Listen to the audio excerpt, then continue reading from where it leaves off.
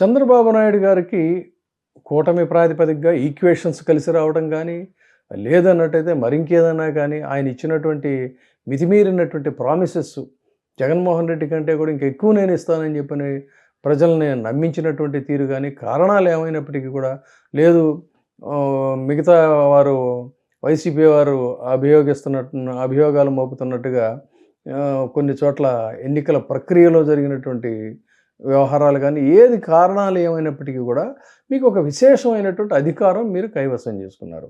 ఈ అధికారం నేను పదే పదే చెప్తున్నా. ఈ అధికారం కైవసం చేసుకున్న తర్వాత ప్రజలు మీకు ఇచ్చినటువంటి అవకాశాన్ని మీరు సస్టైన్ చేసుకోవాలంటే 10 కాలాల పాటు మీరు, మీ తర్వాత మీ కుమారుడు మొత్తం మీరే చిరకాలంగా 15 ఏళ్ళ 20 ఏళ్ళ పరిపాలన చేయాలంటే ఏం చేయాలి?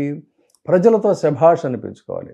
అంతేగాని ప్రజలతో శభాష్ అనిపించుకునేటువంటి పరిపాలన అందించాలి కానీ ప్రత్యర్థుల్ని మొత్తం పూర్తిగా కాల రాసేసేయాలి, రూట్స్తో సహా వాళ్ళ పార్టీ ఆఫీసులని మొత్తం పునాదులతో సహా తవ్వేసేసి బుల్డోజర్లతో వాళ్ళ ఆస్తులన్నిటిని కూడా తొక్కేసేసి వాళ్ళ మీద అక్రమ కేసులు బనాయించి వాళ్ళకు మద్దతు ఇచ్చేటువంటి వాళ్ళని కూడా బెదిరించి వాళ్ళ మీద కూడా కేసులు పెట్టి ఇలా కంటిన్యూస్గా ఒక రాష్ట్రంలో అనిశ్చితి అరాచకం సృష్టించాలనేటువంటి ఆలోచన అసలు ఏంటి? మీరు ఎట్టెళ్తున్నారు ఏంటి? ఇప్పుడు జాతీయ స్థాయిలో ఆంధ్రప్రదేశ్ రాజకీయాలు ఎంత అపప్రద మూట కట్టుకుంటున్నాయనేది మీకు తెలియట్లేదు. మీకు తందాన తానాన్ని భజన చేసేటువంటి మీడియా ఇచ్చేటువంటి వార్తలను చూసి మీరు ఆహా ఊహను మురిసిపోతున్నారు. కానీ ఒక్క అడుగు లేదంటే కాస్త పక్కకి తిరిగి జాతీయ మీడియాలో అంటే జాతీయ మీడియాను కూడా మీరు ఇన్ఫ్లుయెన్స్ చేస్తున్నారు, అది తెలుసు.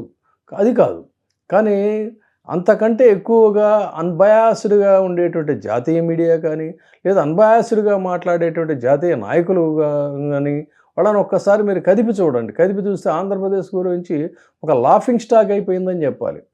అరే 50 తమిళనాడు కంటే కూడా మీ ఆంధ్రప్రదేశ్ రాజకీయాలు మరీ దారుణంగా తయారైపోయినాయని నవ్వుతున్నారు వాళ్ళు. ఇక్కడ జరిగే సంఘటన తెలియదు అనుకుంటే కాదు, ప్రతి నిమిషం ప్రతి క్షణం ఇక్కడ జరిగే ప్రతి వ్యవహారం కూడా తెలుస్తూనే ఉంది. కాబట్టి ఆబ్వియస్లీ మీరేమనుకుంటున్నారు? భలే చేస్తున్నాంలే, భలే ఉక్కిరి బిక్కిరి చేస్తున్నాం, భలే లేవకుండా జగన్మోహన్ రెడ్డిని చితగొడుతున్నాం అని అనుకుంటున్నారు. కానీ అక్కడ ఖచ్చితంగా మీరు చేసే ప్రతి చర్య కూడా అది రూలింగ్ పార్టీలో ఉన్నటువంటి వాళ్ళకి అది నెగిటివ్ ఇంపాక్ట్ అవుతుంది తప్ప పాజిటివ్ అవ్వదు. మీరు ఒకసారి మీ ఫీడ్బ్యాక్ తీసుకోండి. తర్వాత మీరు చేసే ప్రతి పని కూడా మీకు బూమరాంగ్ అవుతుంది. ఇంతమందిని కొన్ని వందల మంది మీద కేసులు పెట్టి వాళ్ళందరినీ కూడా జైళ్ళలో పెట్టారు. ఇంకేముంది, అయిపోయింది వీళ్ళ పని అనుకున్నారు. కానీ వాళ్ళు ఏమవుతున్నారు? ఒక కరడు కట్టినటువంటి పీపుల్ కింద లేకపోతే కార్యకర్తల కింద మిలిటెంట్ ఫోర్స్ కింద తయారయ్యి జగన్మోహన్ రెడ్డికి మేము జీవితం చివరి దాకా కూడా పనిచేస్తాం అంటున్నారు. అంతే కదా. ఎవరినైనా సరే వాళ్ళ అహాన్ని దెబ్బతీసినా, అన్యాయంగా వాళ్ళని క్షోభపెట్టినా, కష్టపెట్టినా డెఫినెట్గా వాళ్ళ అహం దెబ్బతింటుంది. దెబ్బతిన్న తర్వాత మీకు వాళ్ళు భయపడిపోతారనుకుంటే పొరపాటు. ఇవాళ జరుగుతుంది అదే. ఆ విధంగా మీకు సంవత్సర కాలంలోనే ఎనలేనటువంటి ఒక ఫోర్స్ని మళ్ళీ రీకూప్ అయ్యేటువంటి రీతిలో వైసీపీని మళ్ళీ మీరు బలోపేతం చేస్తున్నారు. తర్వాత ప్రజా సమస్యల మీద పర్యటనలు చేస్తానంటే ఎంత దారుణంగా మాట్లాడాడండి ఆయన అచ్చెన్నాయుడు గారు పెట్టి. రైతుల సమస్యలను పరామర్శించడానికి ఒక ప్రతిపక్ష నాయకుడి కింద వెళ్ళాడు. మీరు వెళ్ళకముందే రైతులకు గిట్టుబాటు ధరలు ఇవ్వాలి. మీరు ఎన్డీఏని చక్రం తిప్పుతున్నాం అని చెప్తున్నారు. పక్కన ఉన్నటువంటి కుమారస్వామి గౌడ మరి అదే కర్ణాటకలో ఆయన ఇన్ఫ్లుయెన్స్ చేస్తే అక్కడ మామిడి రైతులకి గిట్టుబాటు ధర సెంటర్ శాంక్షన్ చేసింది. ఎంతో దూరం కూడా లేదు కర్ణాటక. మరి ఆ పని మీరెందుకు చేయలేకపోతున్నారు? ఎందుకు చేయరు మీరు? మీరు సమస్యలు పరిష్కరిస్తే రైతులు రావాల్సినటువంటి అవసరం ఉండదు కదా.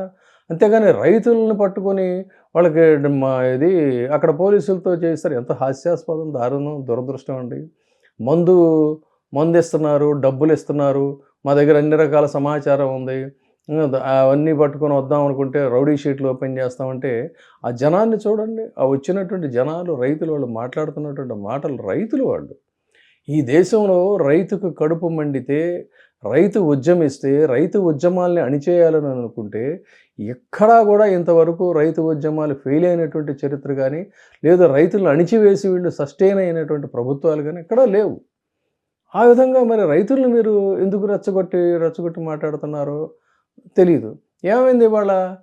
ఎంతమంది కొన్ని వేల మంది పోలీసుల్ని డిప్లాయ్ చేసి ఏది ఏమైనా సరే మీరు అనుకున్నట్టుగా 30 మందే రావాలి, 500 మందే రావాలనుకున్నారు. కానీ అంతిమంగా ఏం జరిగింది?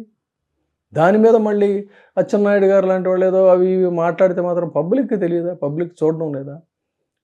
కాబట్టి ఇది చాలా వెరీ సాడ్ ఈ రకమైనటువంటి పరిస్థితి. ఏది ఏమైనా జగన్మోహన్ రెడ్డి బంగారుపాళ్యం యొక్క పర్యటన, రైతుల పరామర్శ అనేటువంటిది కూటమి ప్రభుత్వం చేసినటువంటి ప్లాన్ బెడిసి కొట్టింది మరొక్కసారి తాజాగా.